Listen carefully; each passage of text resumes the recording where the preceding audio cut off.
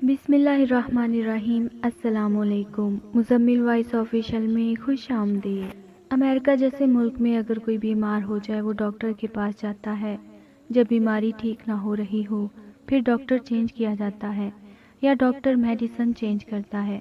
پھر بھی اگر بیماری ٹھیک نہ ہو تو اسپیشلسٹ کو بلایا جاتا ہے، وہ علاج کرتا ہے۔ اگر پھر بھی ٹھیک نہ ہو تو ایک ڈاکٹرز کی ٹیم مشاورت کرتی ہے، اس بیماری پہ ریسرچ کرتی ہے، جدید ٹیکنالوجی کی مدد سے اس کی حقیقت جاننے کی کوشش کرتے ہیں۔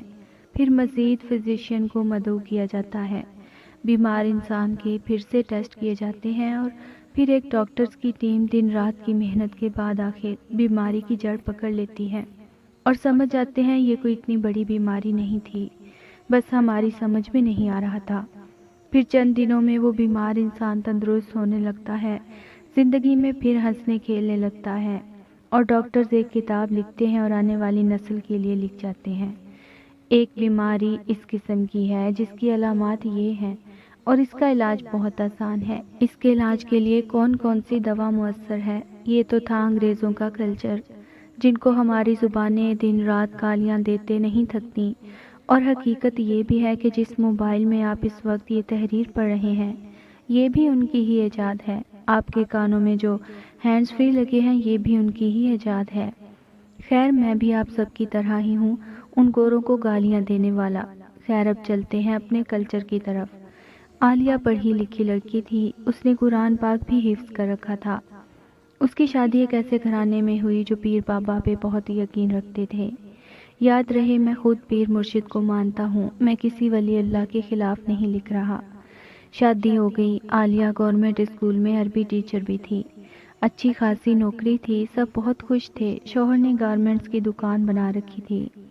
عالیہ کے شوہر کا صرف ایک بڑا بھائی تھا اور جٹھانی ان پڑھ سی تھی، نہ اسکول کی تعلیم نہ دین کی، شوہر کو بھی جاہلوں کی طرح مخاطب کرتی۔ خیر، وقت گزرنے لگا، عالیہ کو اللہ نے 2 بیٹے عطا کیے اور جٹھانی کے 5 بچے تھے۔ پھر ہوا کچھ یوں، جٹھانی کا بڑا بیٹا بیمار ہو گیا۔ بیماری کچھ ایسی تھی کہ جب وہ روتا تو آنکھوں سے خون کے آنسو آتے۔ سب بہت حیران تھے، یا اللہ یہ کیا ہو گیا؟ گاؤں کے ڈاکٹر کے پاس لے گئے، ڈاکٹر نے چیک کیا، ایک گولیوں کی تھیلی بھر دی، یہ کھلا دے ٹھیک ہو جائے گا، لیکن کوئی افاقہ نہ ہوا۔ پھر دوسرے گاؤں کے مین بازار میں ایک ڈاکٹر آتا تھا، MBBS، اسے چیک کروایا، اس نے معائنہ کیا، پھر کچھ ڈراپس لکھ دیے، لیکن پھر بھی کوئی افاقہ نہیں۔ سب بہت پریشان تھے، چونکہ عالیہ اور جٹھانی ایک ہی گھر میں رہتی تھی، لیکن گھر میں دیوار کھینچ دی گئی تھی۔ شادی کے 1 سال بعد عالیہ کے ساتھ وہ جھگڑتی، بد اخلاقی سے پیش آتی، کوئی غیر مرد محلے کا گھر آ جاتا تو سر پہ دوپٹہ نہ اوڑھتی۔ عالیہ نے 1-2 دفعہ سمجھایا لیکن جٹھانی جھٹلا دیتی۔ پھر ایک دن دونوں میں لڑائی ہوئی، فیصلہ ہوا اپنی پکاؤ اپنی کھاؤ۔ گھر میں 4 اینٹوں کی دیوار کھینچ کر کہہ دیا، تم ہمارے لیے مر گئے، ہم تمہارے لیے، ہمارے گھروں کی عام سی باتیں۔ اب جٹھانی اپنے بیٹے کو لے کر کبھی کسی حکیم کے پاس تو کبھی کسی ڈاکٹر کے پاس۔ ایک ڈاکٹر نے بتایا کسی برین اسپیشلسٹ کو چیک کرواؤ، لیکن کہاں ماننے والے تھے وہ لوگ۔ جٹھانی نئے سے نئے کپڑے پہننے کی عادی، فضول خرچی میں ہاتھ بڑھا ہوا، جس چیز کی ضرورت نہیں ہوتی وہ بھی لے لیتی۔ شوہر کے ساتھ بد اخلاقی، شوہر کو بس کم عقل سمجھتی۔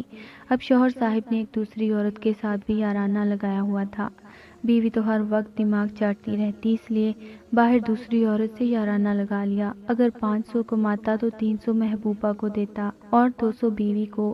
بیوی پوچھتی تو رونا دھونا شروع، کیا کروں کام نہیں ملتا۔ دوسری طرف عالیہ 5 وقت نماز ادا کرنے والی، ہر جمعے کو گھر میں حضور نبی اکرم صلی اللہ علیہ وسلم کی محفل پاک بھی کرتی، بچوں کو دین و دنیا سکھاتی، شوہر کی تابع دار۔ عالیہ نے محنت کی، بچوں کو خود ٹیوشن بھی پڑھاتی، جیسے تیسے کر کے 4 پیسے جمع کر کے خوبصورت سا گھر بنا لیا۔ اب جیٹھانی آسیہ دیکھ کر شوہر سے جھگڑا کرے، وہ دیکھ ان کو گھر بنا لیا۔ شوہر منہ میں بولا، اس گھر میں رہنے والی عورت ہے اور تم۔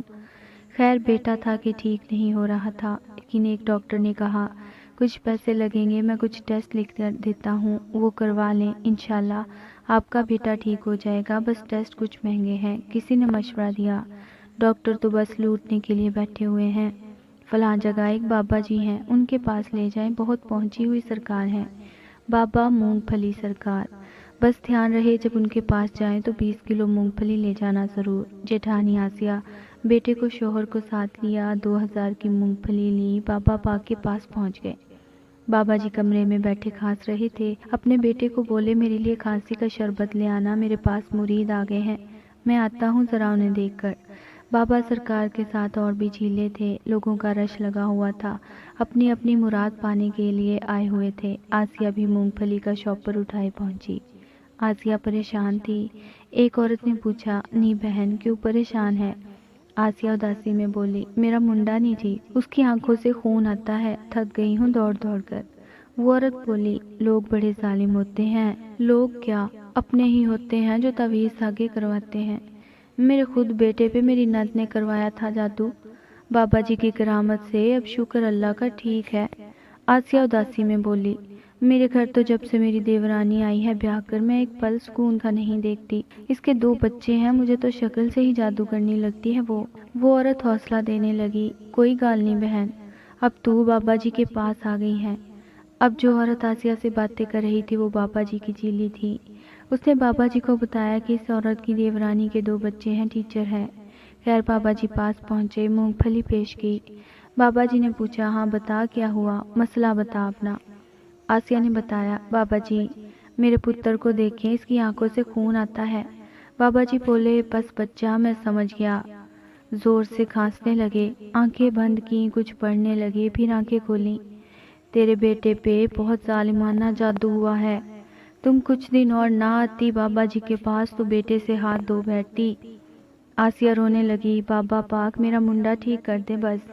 بابا جی نے کچھ تعویذ دیے، پانی دم کر کے دیا اور بولے، جادو کروانے والی ایک عورت ہے، اس کی نشانی یہ ہے کہ صبح گھر سے جاتی ہے، 3-4 بجے تک گھر واپس آتی ہے، اور ہاں اس کے 2 بچے ہیں، بس بابا جی کے جنات اتنا ہی جان سکے ہیں، اب خود ڈھونڈ لو وہ کون ہے۔ آسیہ شوہر کی طرف دیکھ کر رونے لگی، میں نہ کہتی تھی عالیہ کمینی میری دشمن ہے، اس کے ہی 2 بچے ہیں، وہی اسکول جاتی ہے صبح اور 2 بجے آتی ہے گھر۔ بابا جی نے تسلی دی، بچی پریشان نہ ہو، ہم اس عورت کا توڑ کریں گے، تو یہ تعویذ لے جا، اسے 7 جوتے مار کر جلا دینا ہے، دیکھ حالات کیسے بدلتے ہیں تیرے۔ آسیہ بیٹے کو لے کر گھر آ گئی۔ اب آسیہ خون کی پیاسی ہو گئی عالیہ کی، بابا جی نے کہہ دیا ہے یہی ہے وہ ظالم۔ شوہر بھی بدگمان ہو گیا، میرے بھائی کی بیوی اتنی گری ہوئی حرکت کر سکتی ہے۔ اب لگی تعویذ کو جوتے مارنے، بیٹے کو پانی پلانے۔ ادھر بابا جی نے ڈاکٹر کو چیک کروایا، ڈاکٹر نے بتایا، بابا جی آپ کو تو ٹی بی ہو چکا ہے، اپنا علاج کروائیں۔ بابا جو مونگ پھلی اکٹھی ہوتی تھی وہ بیچ کر اچھا خاصا بزنس بنا رکھا تھا۔ دوسری طرف بابا جی آسیہ کے دماغ میں نفرت کو آگ دے چکا تھا۔ آسیہ ہر روز تعویذ جلا کر عالیہ کی چھت پہ پھینک دیتی۔ ادھر بیٹے کی بیماری تھی کہ ٹھیک نہیں ہو رہی تھی، بابا جی کے پاس گئی، بابا جی میرا بچہ ٹھیک نہیں ہو رہا۔ بابا جی بڑے اطمینان سے بولے، میں نے کہا تھا نا بڑے سخت تعویذ ہوئے ہیں، اس کا توڑ آسان نہیں ہے، کل ایسا کرنا 5 کلو بکرے کا گوشت لے کر آنا، میں کل ساری رات چلا کروں گا۔ آسیہ اداسی میں بولی، بابا جی میری دیورانی کا بھی کچھ کرے نا، میں چاہتی ہوں وہ بھی خون کے آنسو روئے۔ بابا جی روبدار آواز میں بولے، فکر نہ کر، اس کو تو ایسے تڑپا کر ماروں گا، اس کو قبر میں بھی سکون نہیں ملے گا۔ دوسرے دن آسیہ 5 کلو بکرے کا تازہ گوشت لے کر پہنچ گئی۔ بابا جی نے تسلی دی، آج میں ساری رات جاگتا رہوں گا، پڑھائی کروں گا۔ آسیہ ایک امید لے کر گھر آ گئی۔ اب بابا جی نے اپنے چیلوں کو آواز دی، یہ گوشت اچھے سے دھو کر چنگی طرح ابال کر کڑاہی تیار کرو۔ بابا جی نے پیٹ بھر کر بکرے کا گوشت کھایا اور آرام سے سو گیا۔ ادھر عالیہ کو بخار ہو گیا، موسم تبدیل ہو رہا تھا، بس وجہ یہ تھی۔ عالیہ ڈاکٹر کے پاس گئی، آسیہ دیکھ رہی تھی، بہت خوش ہوئی، بابا جی کا چلہ کام کر رہا ہے۔ 6 ماہ گزر گئے، بیٹا ویسے کا ویسا ہی تھا، خون کہاں رک رہا تھا۔ بابا جی کو کانوں کی بالیاں بیچ کر پیسے دیے تھے، لیکن کوئی فرق نہیں پڑ رہا تھا۔ پھر ایک دن کسی بات پر عالیہ اور آسیہ کی پھر لڑائی ہو گئی۔ آسیہ تانے دینے لگی، تو نے میرے بچے پہ جادو کروایا ہے کافر عورت، میں تمہیں جان سے مار دوں گی۔ عورتوں کی لڑائی مردوں تک پہنچ گئی، دونوں بھائی بھی لڑنے لگے۔ بڑا بھائی بولا، تیری بیوی نے میرے بچے پہ تعویذ کروائے ہیں، ہمیں مرشد پاک نے بتایا ہے۔ جھگڑا اس قدر بڑھ گیا ہے، دونوں بھائی لہو لہان ہو گئے۔ لڑ لڑ کر محلے والوں نے اللہ اللہ کر کے چھڑوایا۔ معاملہ کچھ ٹھنڈا ہوا۔ عالیہ پریشان ہو گئی تھی، یہ سب کیا ہو رہا ہے؟ کیوں وہ لوگ بار بار کہہ رہے تھے تعویذ کروائے ہیں؟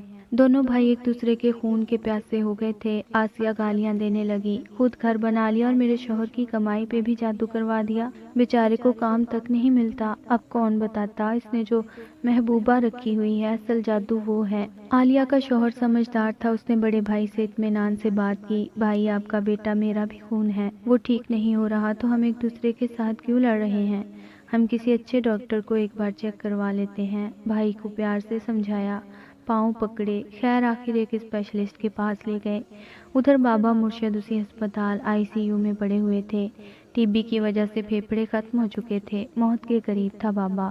ڈاکٹر نے بیٹے کا معائنہ کیا، کچھ ٹیسٹ کروانے کا کہا، پھر افسردگی میں بتایا آپ کے بچے کے معدے میں السر ہے، جگر بھی ٹھیک نہیں اور دماغ کی ایک وین ڈیمیج ہے۔ آپ کہاں تھے ابھی تک؟ آپ کے بچے کو ہیپاٹائٹس C بھی ہو چکا ہے۔ آسیہ بھی پاس کھڑی تھی، بیٹے کو سینے سے لگا کر رونے لگی۔ ہمیں ایک بابا مرشد نے بتایا تھا جادو ہوا ہے۔ ڈاکٹر غصے سے چلا کر بولا، کاش آپ جہالت سے نکل کر کسی اسپیشلسٹ کو چیک کروا لیتے۔ اب آپ کے بچے کا علاج صرف امریکہ میں ممکن ہے، جس کی لاگت 1 کروڑ روپے ہے، اور پھر جو خدا کو منظور تھا۔ کچھ دن بعد بیٹا فوت ہو گیا، بابا مرشد بھی مر گیا TB سے۔ بابا مرشد کے چیلوں نے بابا کا مزار بنا لیا، چڑواہے چڑھنے لگے، زندہ بابا لاکھ کا تھا، مردہ کروڑوں کا ہو گیا۔ جہالت مزار پہ منتیں مانگنے لگی۔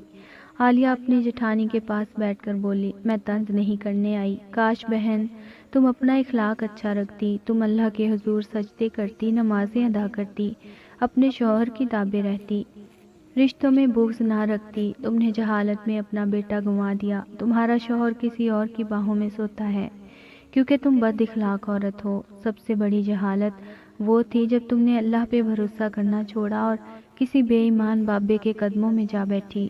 9 ماہ تم بابا مرشد کے کہنے پہ تعویذات پہ جوتے مارتی رہی، مجھے الزام دیتی رہی۔